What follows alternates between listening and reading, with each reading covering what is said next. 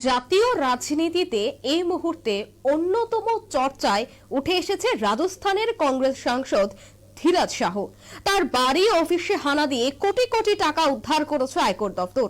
1-2 কোটি নয়, আয়কর অফিসাররা যখন ধীরাজের বাড়ি ছাড়েন তখন বাজেয়াপ্ত টাকার পরিমাণ ছিল 300 কোটির উপর এবং টাকা উদ্ধার করতে গিয়ে বারবার বাধার মুখে পড়তে হয়েছিল অফিসারদের। এবং ইতিমধ্যেই সেই বিষয় নিয়ে মুখ খুলেছেন ধীরাজ সাহু। তিনি বলছেন, আমার নয়, এই টাকা আমার পরিবারের টাকা, তার সাথে কংগ্রেসের কোনো সম্পর্ক নেই।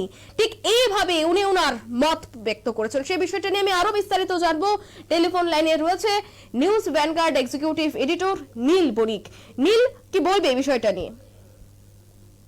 দেখো, কংগ্রেস সাংসদ ধীরাজ সাহু তিনি বিগত এক সপ্তাহ ধরে চুপ থাকার পর অবশেষে তিনি মুখ খুললেন এবং মুখ খোলার পর তিনি তার প্রথম প্রতিক্রিয়া যেটা দিলেন সেটা হচ্ছে, এই যে টাকা উদ্ধার হয়েছে সেই টাকা উদ্ধারের সঙ্গে তার কোনো সম্পর্ক নেই। তিনি বোঝাতে চেয়েছেন প্রায় 100 বছর ধরে তার পরিবার মদ ব্যবসার সঙ্গে যুক্ত।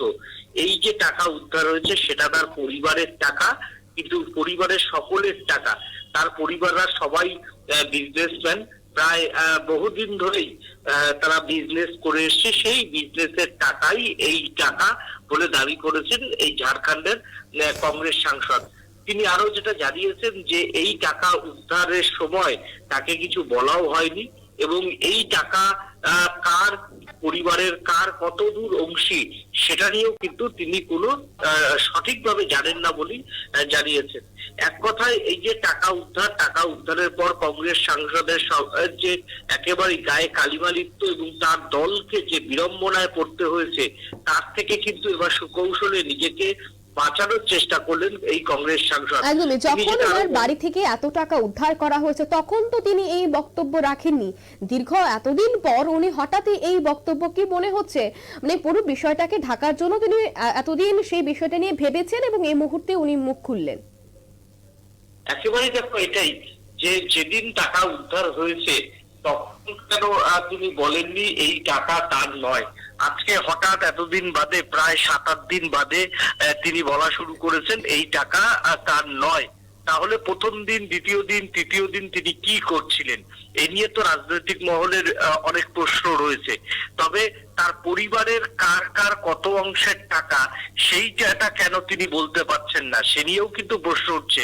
পরিবারের কোনো না কোনো সদস্যের তো টাকা হবে এবং সেই টাকা যদি মনে হয় যে 4-5 জন, তাহলে 4-5 জন তাদের নাম কি কি, তাদের অংশীদারিত্ব কত, সেটা কিন্তু বলা উচিত ছিল এই কংগ্রেসের সাংসদের। কিন্তু তিনি বলতে পারেননি। তার কারণ হচ্ছে 2024 সালের লোকসভা সামনেই নির্বাচন। তা এই ছবি উঠে এসে অনেকটাই কিন্তু কালো টাকার ইস্যুতে কংগ্রেস এখন কাঠগড়ায়। বিশেষ করে কংগ্রেস কেন, এবং গান্ধী পরিবারকে কিন্তু সরাসরি নিশানা করেছেন প্রধানমন্ত্রী নরেন্দ্র মোদী থেকে বিজেপির শীর্ষ নেতৃত্ব।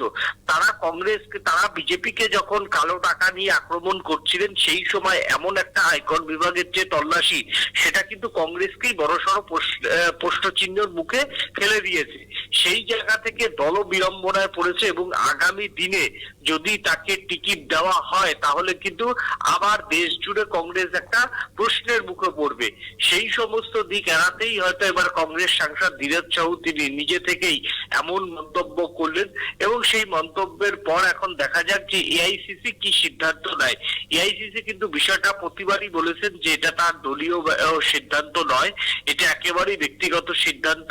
ব্যক্তিগত কারোর বাড়ি থেকে টাকা যদি কিছু উদ্ধার হয় তার দায় কংগ্রেস নেবে না। অর্থাৎ কংগ্রেস কিন্তু অনেকদিন আগেই ধীরাজ সাহু কাণ্ড থেকে কিন্তু হাত ছেড়ে ফেলে দিয়েছে।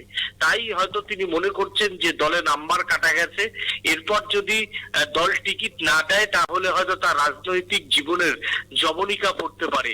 এবং তিনি যেটা বলছেন যে 30 বছর ধরে তিনি রাজনীতি করছেন, 30 বছর ধরে কোনো দুর্নীতির অভিযোগ কিন্তু বিরোধীরাও তার বিরুদ্ধে টানতে পারেনি।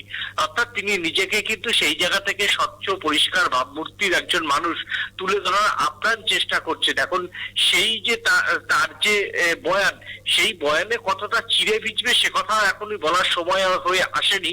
কারণ যদি টিকিট দেয় তাহলে সব থেকে কিন্তু বেশি বিড়ম্বনায় থাকবে কংগ্রেস এবং কংগ্রেসের পর ধীরাজ সাহু নিচে। তাই ধীরাজ সাহু এখন যেভাবেই হোক নিজের পিঠ বাঁচানোর চেষ্টা করছেন এবং তার যে রাজনৈতিক কেরিয়ার নিয়ে কিন্তু তিনি ইতিমধ্যেই ভাবতে শুরু করেছেন, যেটা 30 বছর ধরে তার রাজনৈতিক কেরিয়ার, একটা ঘটনায় তার রাজনৈতিক কেরিয়ার শেষ হয়ে যাবে, সেটা কিন্তু মানতে পারছেন না ঝাড়খণ্ডের এই অভিযুক্ত কংগ্রেস সাংসদ।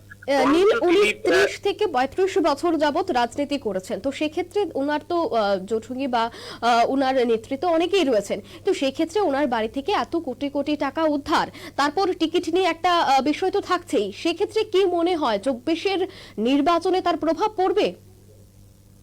দেখো, 24-এর নির্বাচনে এই বিষয়টা বিজেপি বড় করে প্রচার করবে, এই বিষয়ে বলার অপেক্ষা রাখে না।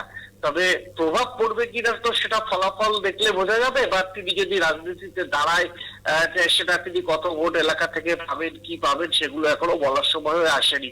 তবে এই ঘটনা নিয়ে কিন্তু সরগরম দিল্লির অন্দর।